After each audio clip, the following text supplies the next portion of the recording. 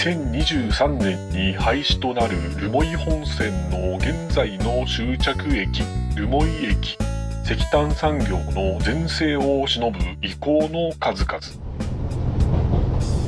留萌本線からだけでなく、手塩鉄道、国鉄羽幌線からも石炭が集まってきた巨大な石炭集積地。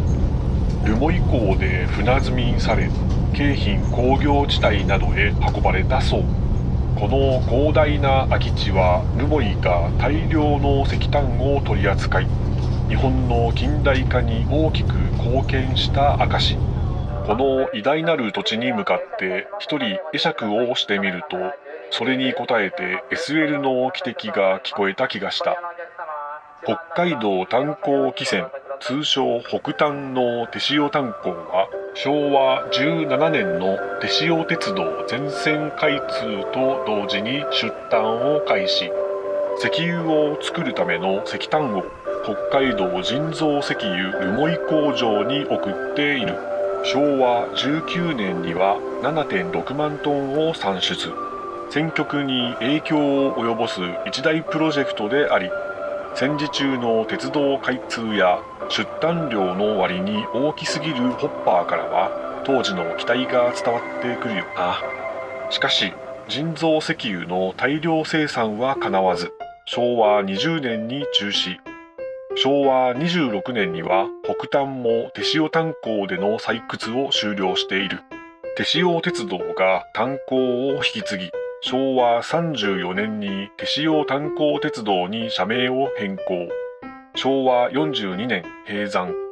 国鉄羽幌線は日本海に沿って北上し、宗谷本線幌延まで結んだ 141.1 キロにも及ぶ路線。筑別と筑別炭鉱を結ぶ羽幌炭鉱鉄道は、太平洋戦争開戦直後の昭和16年12月14日に開通。留萌鉄道と同様、国鉄に乗り入れ、国鉄の気動車と連結するために、国鉄と同型の気動車を導入している。物資節約のためか、長さも幅も異なる寄せ集めの橋桁がかけられている。もし橋桁が残っていなかったら、形状も間隔もバラバラな橋脚を見て理解に苦しんだだろうな。そうまでしても開通させたかったのは、やはり戦局を左右する重要な物資、石炭を運ぶためなんだろう。筑別炭鉱は昭和15年、太陽産業により出炭開始。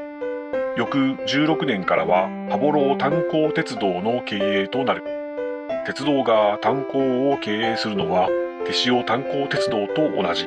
石炭を貨車に積み込むホッパーの裏には、製品になる石炭を選別する昭和34年完成の選炭場があり、これらの設備は合理化を図るべく増設されたもの。また合理化の成功事例としては、昭和28年に完成した大きな坑道、大縦入れがある。切刃と呼ばれる石炭採掘現場までの距離を短絡し、年間出炭量の増加に貢献している。坑道内の汚れた空気を吸い出す排気立坑。現役時は扇風機が取り付けられ、轟音を立てていたんだろうな。坑道内で単陣爆発、ガス爆発が発生した際に、爆風が扇風機を破壊しないように、爆風土と呼ばれる弁が立坑の延長上に取り付けられている。爆発を想定した構造だなんて、石炭の採掘がいかに危険と隣り合わせであったかを今に伝えている。末広町には水洗トイレを完備した4階建ての新しいアパートが建つ。昭和44年に完成したが、わずか1年後に閉山。1年しか使用されなかった。なんだかもったいないけどな。曙駅から羽幌本港までは未完成の国鉄名羽線を借り入れて、石炭貨物列車が運行されていた。おそらく人はバスでの移動だったんだろう。こちらにも昭和37年完成の巨大なホッパーが残る。それまでは索道、つまりロープウェイによって曙駅まで運搬していたそう。羽幌本校は昭和24年、戦後の増産要求に応える形で開校。斜めに地底へ下がってゆく坑道、斜坑が掘られたが、最短するにつれて坑道が伸びると地上までの距離が遠くなり、出端の効率が下がる。そこで昭和40年に深さ512メートルの縦坑を掘り、エレベーターを設置、出端の効率が大きく向上したそう。羽幌運搬縦坑。縦坑の延長上に巻き上げ機、つまりウインチを設置するタワーマシンと呼ばれる形式であり、日本が製造した炭鉱のタワーマシンは3つのみが残る貴重なもの。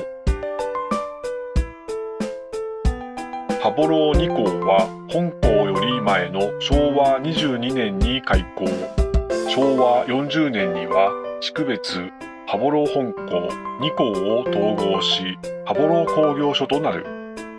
羽幌工業所は合理化による改善が功を奏し、昭和43年に年間113万トン、1万2000人もの人口にまで増えた。しかし昭和45年11月に閉山となる。昭和43年頃、おそらく270万トン近くの石炭が留萌港に集まってきていた。留萌港には留萌鉄道海岸線、昭和16年からは国鉄留萌駅の構内線として線路が敷かれ、北岸南岸に建設された高架桟橋から石炭が船積みされていった。釧路に残る高架桟橋と同じタイプだったんだろうが、今では跡形もない。当時もこのように石炭を運搬する船が横付けされていたんだろうな。北岸線からは新設された貯木場に向かって線路が分岐している。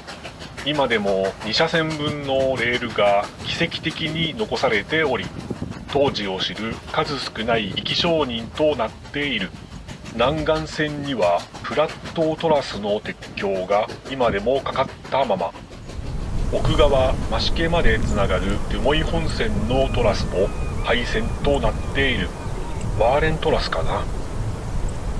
留萌港の実行のために奔走した五十嵐奥太郎という人、政財界を動かし、私財も投じて留萌港を整備し、昭和4年に留萌鉄道桟橋会社を設立。しかしその年の暮れに56歳で急死、その後の繁栄を見届けられなかった。それから1世紀余り、今でも石炭、木材、穀物を取り扱う重要港湾として機能している。